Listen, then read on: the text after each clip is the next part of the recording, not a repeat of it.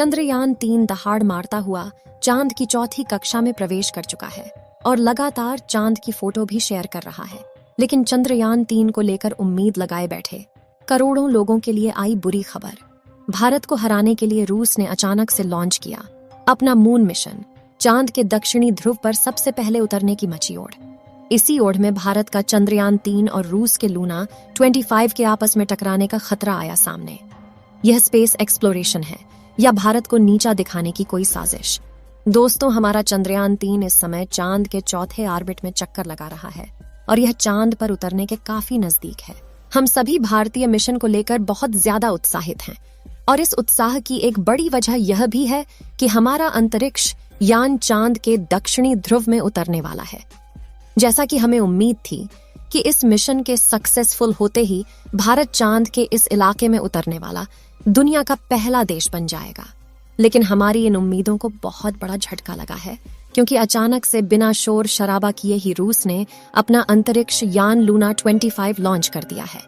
साथ ही इसका प्लान अपने स्पेसक्राफ्ट को चांद के दक्षिणी ध्रुव में चंद्रयान से पहले उतारने का है, यानी चांद के इस इलाके में सबसे पहले अपना झंडा गाड़ने का। जो सपना भारत ने देखा था उसको एक बहुत बड़ा झटका लगा है। लेकिन सवाल ये उठता है कि हमारा चंद्रयान तो काफी दिनों पहले से अपने सफर पर निकला हुआ है। ऐसे में रूस का यह यान हमसे पहले चांद पर कैसे पहुंच सकता है?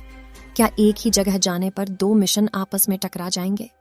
और सबसे बड़ा सवाल यह है कि रूस ने भी इसी समय अचानक से इस मिशन को क्यों लॉन्च किया, जबकि रूस ने चांद पर अपना पिछला मिशन 47 साल पहले भेजा था। क्या यह भारत के खिलाफ कोई साजिश है? इन सभी सवालों के जवाब हम आपको आज इस वीडियो में देने वाले हैं, इसलिए वीडियो को अंत तक जरूर देखिएगा। आप देख रहे हैं जीके दृष्टि यूट्यूब चैनल।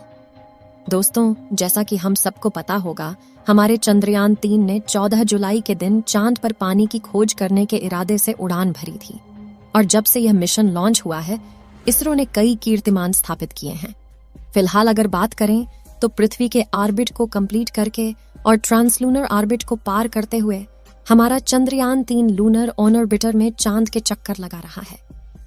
इसरो की प्लानिंग के मुताबिक 16 अगस्त को चांद की 5वीं कक्षा पूरी करने के बाद इसकी डी ऑर्बिटिंग स्टार्ट करनी है और उसके बाद हमारा विक्रम लैंडर अपने रोवर और बाकी दूसरे उपकरण लेकर बड़ी ही सावधानी से 23 अगस्त के दिन चांद की सतह पर उतर जाएगा। अब उम्मीद तो सभी को यही थी कि इसकी सॉफ्ट लैंडिंग के साथ ही भारत चांद के दक्षिणी ध्रुव में उतरने वाला पहला देश बन जाएगा और यह एक बहुत बड़े गर्व की बात होती। लेकिन रूस की स्पेस एजेंसी रॉसकॉस्मॉस में भारत की उन उम्मीदों पर पानी फेरने वाला काम किया है। जैसा कि हमने बताया, रूस ने ना कोई ढोल नगाड़ा पीटे बल्कि बड़े ही शांति से अपने लूना 25 मिशन को लॉन्च कर दिया है और रॉसकॉस्मॉस के प्लानिंग के मुताबिक उनका ये स्पेसक्राफ्ट चांद से पहले चांद के दक्षिणी ध्रुव पर उतर जाएगा। अब यह सब कैसे पॉसिबल होगा और क्या रूस ने सिर्फ भारत को पीछे करने के लिए मिशन लॉन्च किया है? यह जानने से पहले चलिए रूस के इस मिशन के बारे में थोड़ा समझ लेते हैं। दोस्तों, आपको जानकर हैरानी होगी कि रूस ने अपना लास्ट लूना मिशन यानी लूना 24 आज से करीब 47 साल पहले 1976 में लॉन्च किया था। इस मिशन का मकसद चांद की मिट्टी और चट्टानों के सैंपल वापस पृथ्वी पर लाना था। इसके लिए लूना 24 के लैंडर ने चांद पर 18 दिन बिताए और सारे सैंपल कलेक्ट करने के बाद 6 सितंबर 1976 को वापस पृथ्वी पर लौट आया। रॉसकॉस्मॉस का यह मिशन पूरी तरह सक्सेसफुल रहा था, लेकिन इसके बावजूद 47 सालों तक उन्होंने अपना कोई भी मून मिशन लॉन्च नहीं किया और अब अचानक से उन्होंने अपना यह मिशन लॉन्च कर दिया है। लूना 25 मिशन की अगर बात करें तो इसने भारतीय समय अनुसार सुबह 5:30 बजे रूस के स्पेस बोर्ड वास्तुक बोर्ड रूम से उड़ान भरी थी। इस अंतरिक्ष यान का कुल वजन 1.8 टन है और ये अपने साथ 30 किलोग्राम वजन के वैज्ञानिक उपकरणों को लेकर सफर पर निकला है। रूस का लूना 25 मिशन का मकसद चांद के दक्षिणी ध्रुव पर सॉफ्ट लैंडिंग करने वाला दुनिया का पहला देश भारत नहीं बल्कि रूस को बनना है और चांद की आंतरिक संरचना और सरफेस मटेरियल पर शोध करना और पानी की खोज करना होगा।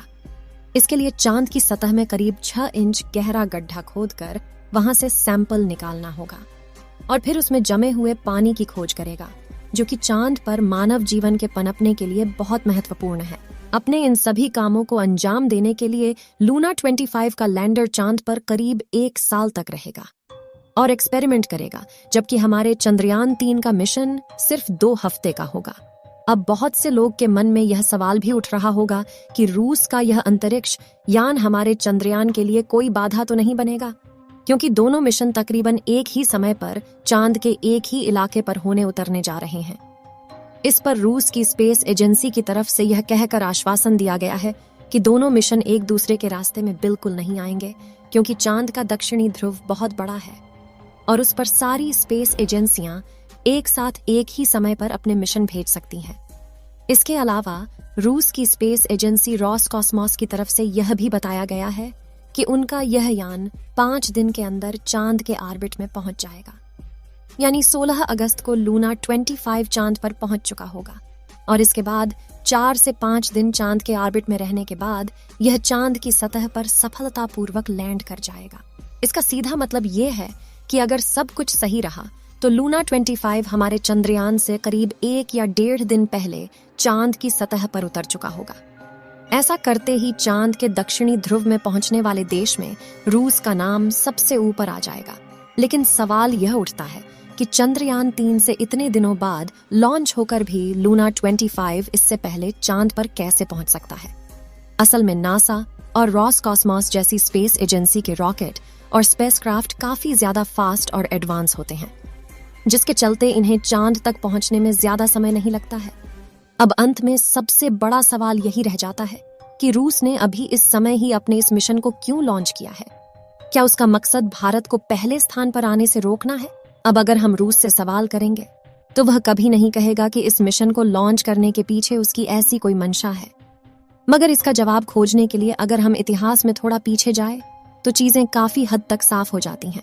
फिर भी दोस्तों, हम किसी पर आरोप नहीं लगा रहे, लेकिन रूस और अमेरिका का इतिहास कुछ ऐसा ही रहा है कि वह स्पेस एक्सप्लोरेशन के मामले में हमेशा पहले नंबर पर रहना चाहते हैं। यहां तक कि 1951 से लेकर 1975 के बीच स्पेस एक्सप्लोरेशन के फील्ड में अमेरिका और सोवियत यूनियन के बीच मुकाबला भी लगा हुआ था। दोनों ही देश कुछ भी करके आगे निकलना चाहते थे। यहां तक कि इनकी सोच की वजह से बहुत से वैज्ञानिक, एस्ट्रोनॉट्स और बहुत से बेजुबान जानवरों को अपनी जान भी गंवानी पड़ी थी। इतिहास में इस इवेंट को स्पेस रेस का नाम दिया गया था। तब से ये दोनों देश इस फील्ड में खुद को सबसे आगे या कहें सबसे ऊपर रखना चाहते हैं। ऐसे में हमारा सोचना बिल्कुल गलत नहीं होगा कि रूस ने चांद के दक्षिणी ध्रुव में सबसे पहले पहुंचने वाला देश बनने के लिए ही यह मिशन लॉन्च किया है। हालांकि इस मामले पर कुछ भी यकीन के साथ नहीं कहा जा सकता, क्योंकि देखा जाए तो रॉसकॉस्मोस ने मूल रूप से अपने लूना 25 मिशन को अक्टूबर 2021 के लिए प्लान किया था। बल्कि इतिहास में थोड़ा और पीछे जाकर देखें तो पता चलता है कि ये मिशन अलग अलग कारणों के चलते करीब 25 सालों से डिले हो रहा था। यानी ऐसा नहीं है कि रूस ने भारत को पीछे करने के लिए ही अभी ताजा कोई मिशन बनाया है। यही वजह है कि इस मामले में खुले तौर पर कुछ भी कहना उचित नहीं होगा। लेकिन सच्चाई यही है कि रूस के प्लान में अगर कुछ गड़बड़ी नहीं हुई तो भारत अब चांद के दक्षिणी ध्रुव पर उतरने वाला दुनिया का पहला देश नहीं बन पाएगा। आपको क्या लगता है, क्या रूस ने यह रिकॉर्ड अपने नाम करने के लिए जानबूझकर इस समय लूना 25 मिशन लॉन्च किया है? अपना जवाब कमेंट के माध्यम से जरूर शेयर कीजिएगा। चलिए दोस्तों, इस वीडियो को यहीं पर खत्म करते हैं। इस वीडियो को एक लाइक जरूर करें और अपने मित्रों तक इस वीडियो को शेयर करें ताकि उन्हें भी जानकारी मिल सके, और अपने भरोसेमंद चैनल को सब्सक्राइब जरूर करें और बेल आइकन को ऑल पर सिलेक्ट करना बिल्कुल ना भूलें। मिलते हैं किसी और नॉलेजेबल वीडियो के साथ। वीडियो को अंत तक देखने के लिए धन्यवाद।